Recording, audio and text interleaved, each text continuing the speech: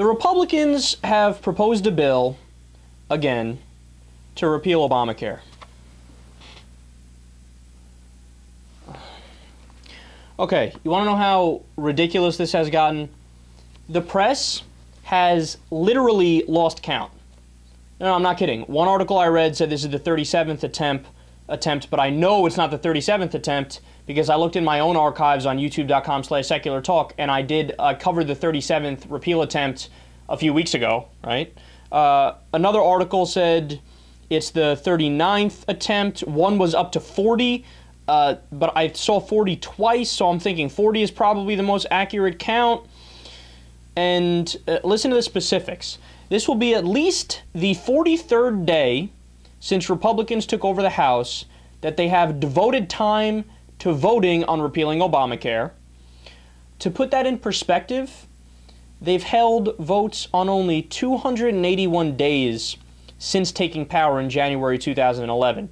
So every single day that they voted, there's been only 281 days where they voted on something. 43 of those days, one of the things was repealing Obamacare in one form or another. That means that since 2011, Republicans have spent no less than 15% of their time on the House floor on repeal in some way. 15% of their time on something that has not a prayer of passing. No. If you know anything about politics, you know it has less than 0% chance of passing. Because in the off chance it gets through the House and it goes to the Senate, it would be killed in the Senate because it's majority Democratic. If it were for whatever reason, even though it wouldn't happen, to get through the Senate to go to the president's desk, he would have to not veto his own legislation. In total, they've wasted about 90 hours and $50 million. I don't think you guys realize just how mental this is. But interestingly enough, I know it's crazy and it's out there and it's Looney Tunes, but I read an article earlier that basically explained why they keep doing it, and you're going to be amazed by the results of them doing it. So, as you guys know, going all the way back to when we were having the healthcare debate, the right wing went all systems go against the bill. They pulled out all the stops. I mean, they lied through their teeth, and they lied repeatedly, saying, oh, death panels, they want to pull the plug on grandma. You remember all this, yada, yada, yada, right? Well, what's amazing is that the propaganda worked. So there was majority support for Obamacare, and then it dropped.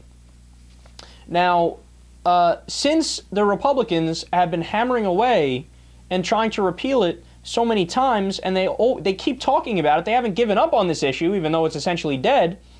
When you look at the polling, they've been chipping away even more. According to one poll from Kaiser, 53% of the American people like the fact that the Republicans are obstructing it. I mean, that's crazy, man. But it shows you what we've been talking about all along, which is that marketing and doubling down and making your case is a good idea. So, look, take George Bush, for example. What do the Republicans do whenever they pass a policy? They brag about it.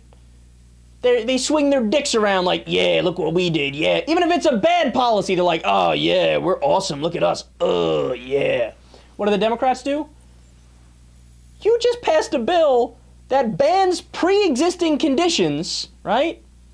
A bill that mandates that health insurance companies have to spend at least 80% of their money on actual health care and not on nonsense paperwork when before the ratio was out of whack.